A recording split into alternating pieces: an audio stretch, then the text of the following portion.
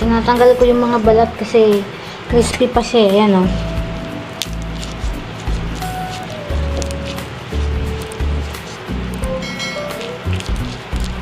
Crispy pa. So, init ko na lang to sa oven para mas mag-crispy siya. Then, lagay natin siya on top. What's your ultimate comfort food? Ito, hindi ko na ito babalatan. Anuhin na lang natin. Slice.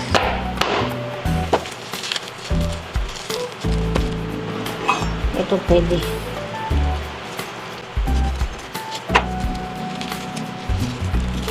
Kunti lang naman, pang garnish lang natin. Ayan.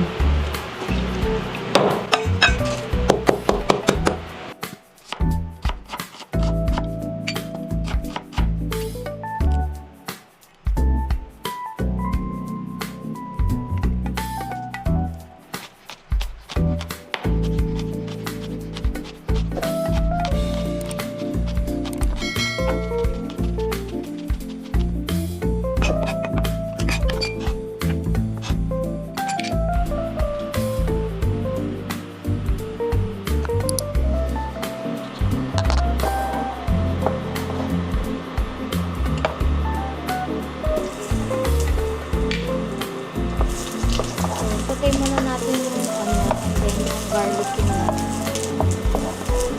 Actually, may na-post na ako nito eh. Pero this time, ito kasi meron kaming leftover na cochinillo. Tapos meron din porchetta. And then, yung ibang balat kasi crispy pa. So, naisip ko na i-on top ko na lang siya. Parang pang-garnish.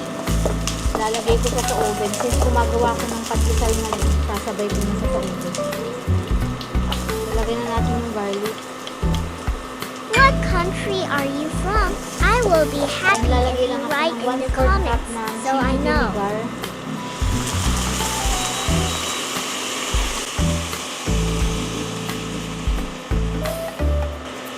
Then, water. Hindi naman na kasi natin siya kailangang i-simmer ng matagal since yung cochinillo super lambot naman. So, hayaan lang muna natin ng ganyan. At least mga 2 to 3 minutes para lang magmelo yung strong acid taste ng init.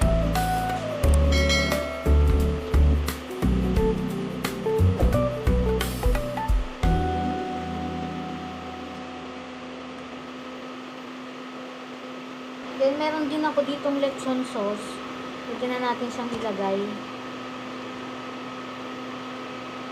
Homemade to ah.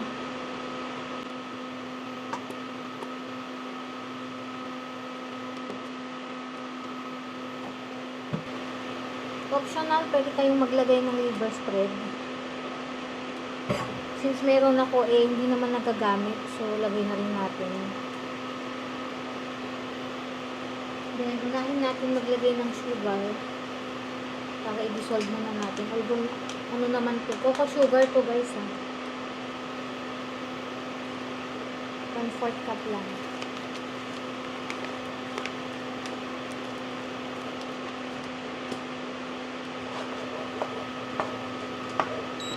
So, stir lang natin hanggang sa ma-dissolve yung sugar.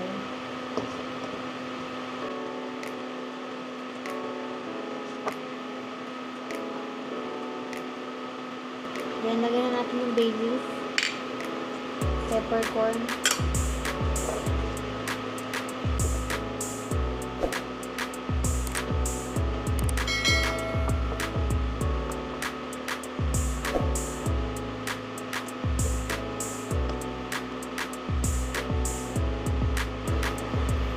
then, lagyan na natin yung leftover na porchetta and cochinillo.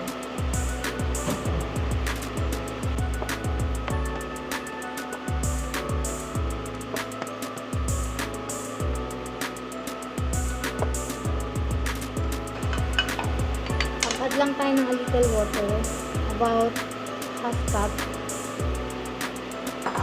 And then after nito, pag nag-boil na siya, i-simmer na natin until mag-tender yung meat.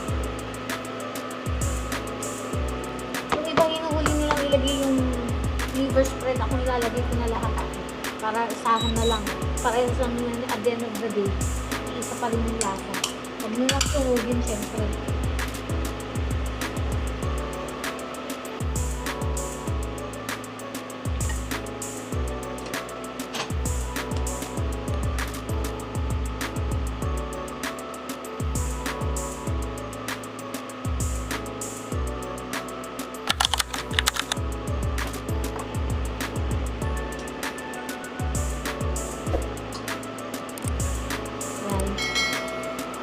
Takpan ko na to and then simmer na natin until mag-tender. Probably 20 to 30 minutes lang to kasi nga malambot naman yung sinilo.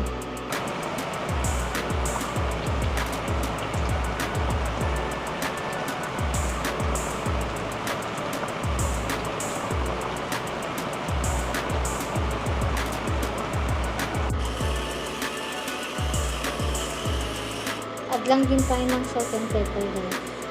And then, 10 minutes lang okay na to. Titingnan natin.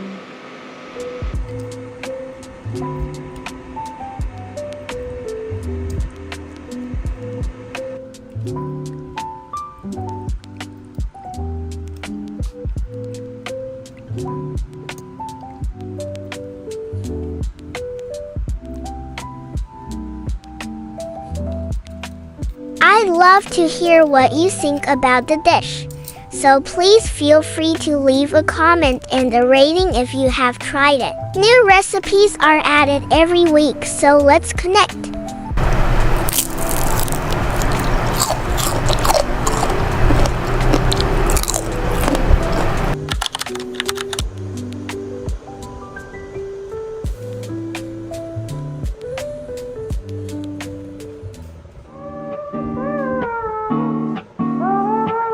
If you made it to this point of the vlog, please leave a blue heart emoji in the comments.